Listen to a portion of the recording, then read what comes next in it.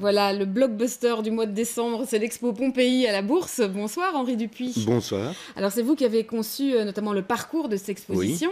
On pensait, ou on pense parfois, à tort évidemment, tout savoir de Pompéi. Et on a tellement entendu parler de Pompéi depuis l'école jusqu'au voyage qu'on a pu faire dans la région de Naples. Et pourtant cette ville a encore, ou en tout cas cette cité, aujourd'hui disparue évidemment, a encore beaucoup de choses à nous apprendre. Elle a effectivement beaucoup de choses à nous apprendre. Elle nous a déjà beaucoup appris d'ailleurs au cours, on peut dire même de ces 2 derniers siècles. Ça a vraiment été un centre de référence aussi pour l'archéologie Pompéi. Donc on a expérimenté des techniques nouvelles de fouilles, etc. Là-bas, ça a été quelque chose de très très très important.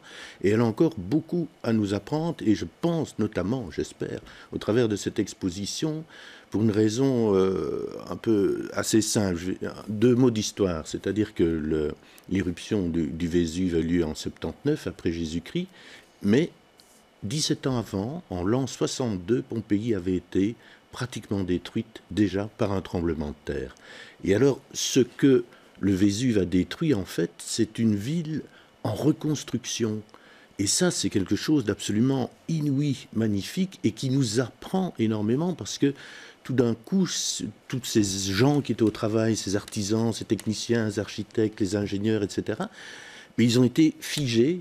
Cette reconstruction a été figée par l'éruption volcanique, par les cendres, et c'est ça qu'on retrouve, et c'est notamment ça qu'on montre dans notre Ouais, et exposition. notamment toutes les avancées technologiques qui étaient visibles suite effectivement à ces 2 épisodes concomitants. C'est Voilà. ça le jour nouveau sous lequel vous montrez aujourd'hui Pompéi?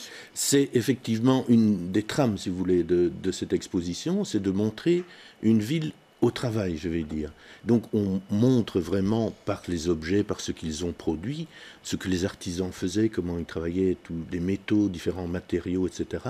Quelles étaient toutes les techniques qu'employaient les Romains pour reconstruire leur cité. Alors il y a des choses qui sont assez formidables, on en parlera sans doute, mais parfois on se dit, mais finalement, on n'a pas tellement inventé de choses à certains niveaux. On se sent assez modeste et assez petit, parce qu'il faut se dire, ça a eu lieu il y a à peu près 2000 ans. Alors, le parcours que vous avez conçu part justement à la rencontre, ou en tout cas propose aux visiteurs d'être accompagnés par des habitants de Oui. Pompéi, c'est ça, et de suivre un petit peu leur chemin? Oui, parce que nous ne voulions pas montrer simplement des objets, je vais dire, de manière un peu sèche dans des vitrines, comme parfois on en retrouve trop souvent dans les musées. Ce que nous faisons, ce que nous essayons toujours de faire, c'est surtout de contextualiser, de remettre ça dans un récit, dans une histoire. Et donc ici, il y a effectivement, grâce à un audioguide, l'histoire d'une famille, bon, assez riche, c'est vrai.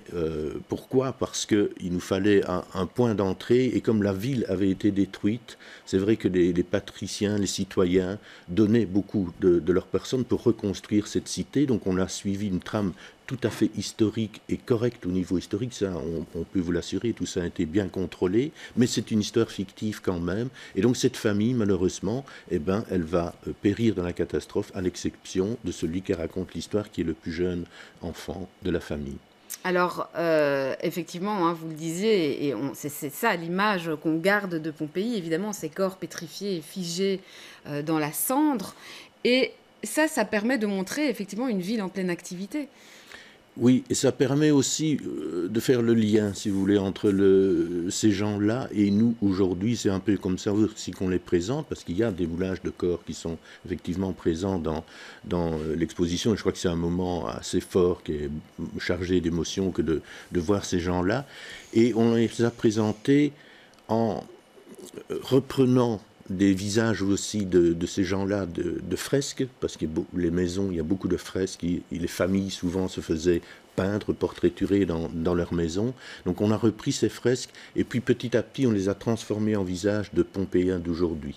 C'est un peu notre manière aussi de dire, ils sont toujours là, ils sont toujours parmi nous, et ils ont encore des choses à nous dire. Alors des images, la famille qui nous accompagne, et puis aussi beaucoup de pièces, des pièces authentiques qui viennent notamment des musées, du musée archéologique de Naples. toutes les pièces qui sont là, je peux vous l'assurer, sont véritablement des pièces authentiques. Ce sont des objets ou des fresques, etc., qui ont été découvertes et retirées au moment de différentes fouilles, puisqu'on fouille toujours Pompéi. Oui, et ça c'est important de le dire, hein, parce qu'on a l'impression que cette histoire est figée, mais pas du tout. On continue toujours à découvrir des choses. On continue toujours à découvrir des choses. Toute la ville n'a pas encore été fouillée, effectivement. Il y a encore tout de même une bonne partie, à peu près un tiers de mémoire, qui doit encore être mise au jour. Donc c'est quand même assez important.